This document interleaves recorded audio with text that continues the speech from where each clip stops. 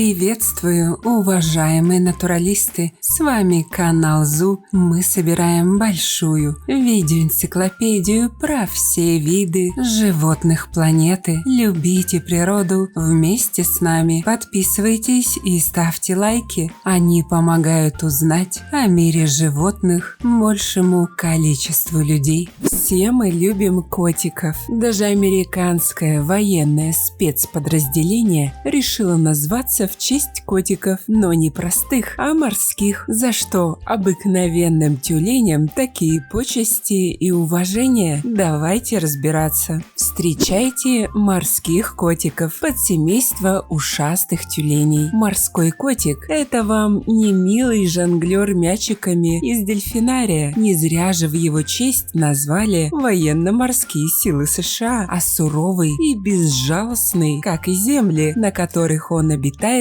тюлень. Согласно молекулярно-генетическим данным, некоторые морские котики больше связаны с морскими львами, нежели с другими тюленями. Всего выделяют два рода морских котов: южные морские котики и северные морские котики. На юге живут целых 8 видов, на севере только один, хотя югом их места обитания сложно назвать. Проживают наши северные морские ребята в недружелюбных водах Северного Ледовитого океана у побережья Охотского и Берингового морей. Южные виды селятся ближе к Антарктике. Места эти далеко не райский уголок, поэтому у котиков есть два варианта: либо отрастить себе жировые складки, либо одеть теплую меховую шубу. Морские котики решили сразу и рыбку съесть, и сковородку не помыть. Во-первых, назвать их худенькими совсем нельзя. Самцы достигают в длину 2 метра 20 сантиметров и 320 килограммов веса. Самки в 2 раза меньше и в 3 раза легче. Откуда столько жира? Меню морских котят состоит далеко не из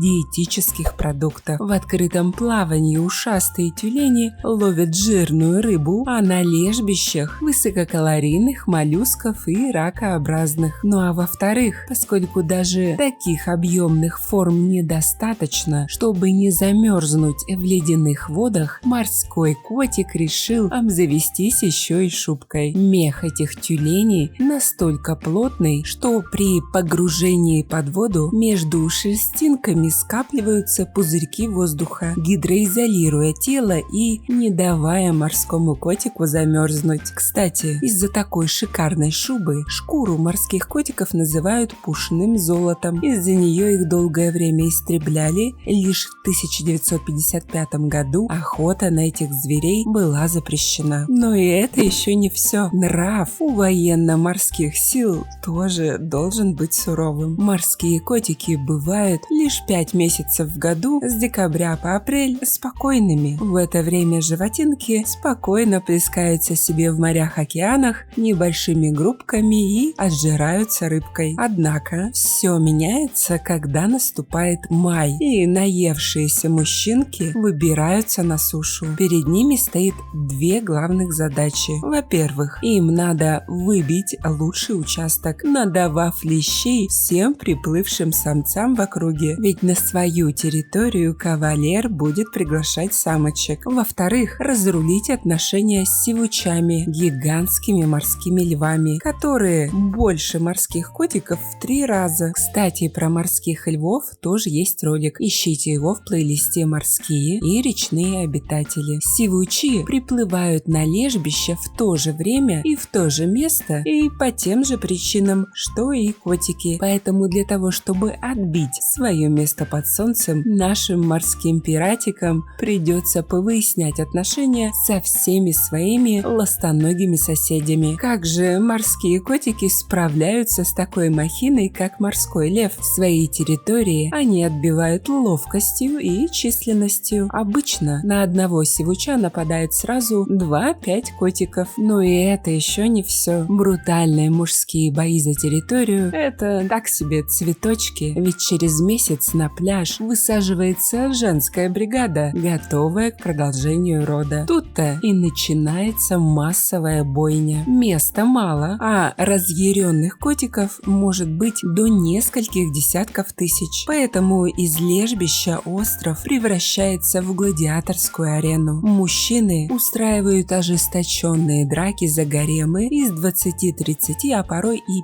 50 самочек. А если дама сама решила проявить инициативу и выбрать ухажера, ее ожидает жестокая кара. Озабоченные самцы будут удерживать барышень силой, хватая их за загривок и ласты. Такая своеобразная игра в перетягивание морской котихи. Она оказывается фатальной для самой дамы. Самцы могут попросту разорвать ее. Несмотря на то, что половозрелости самцы и самки достигают к 3 годам, свой первый гарем парень сможет заполучить лишь тогда, когда он окрепнет и наберется опыта в боях, на что уходит не 1 год. И вот в такой вот адской мясорубке рождается новое поколение морских котиков. Новоиспеченные родительницы становятся не менее жестокими, чем их благоверные. Первую неделю, пока малыш не окрепнет, я же мать трепетно охраняет своего щенка, чтобы в многотысячной давке он не превратился в лепешку. Спустя 10 дней после родов, как только детеныш становится более-менее самостоятельным, мать, дабы снова отъесться, уплывает на неделю в море. Когда самка уходит на рыбалку, детеныши образуют своеобразные ясли, где они вместе ждут с кормежки своих мамаш. Но, возвратившись с гулянки, родительница находит детеныша по голосу. Несмотря на гаремный образ жизни, самки холят и лелеют лишь своих детяток, поэтому те детеныши, которые остались без матери, обречены на смерть. Заканчивается весь этот дурдом лишь осенью, когда щенки научились плавать, а у самцов закончились наконец-то всякие хотелки. К началу зимы с лежбищ уходят все котики, чтобы весной вернуться и вновь окропить ледяные острова северных морей кровью. А как вы думаете, почему военно-морское подразделение было названо в честь морских котиков? Из-за каких из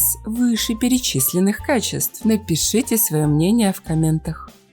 Становитесь спонсорами проекта всего за 99 рублей в месяц. Этим вы поможете популяризировать зоологию, что очень важно в современном мире. Также обращаю ваше внимание на то, что у нас появились дизайнерские брендовые футболки от канала. Приобрести их можно по ссылкам в описании к видео. Спасибо, что посмотрели этот ролик. Не забывайте ставить лайки, писать комментарии о том, какого бы животного вы хотели бы увидеть в следующем видео и делиться этим видео с друзьями. Это очень помогает развитию нашего небольшого сообщества. Подписывайтесь на наши паблики по ссылкам в описании к видео. Там много интересного. С вами был канал о животных ЗУ. Мы собираем большую видеоэнциклопедию про все виды животных планеты. Любите природу вместе с нами. До скорых встреч!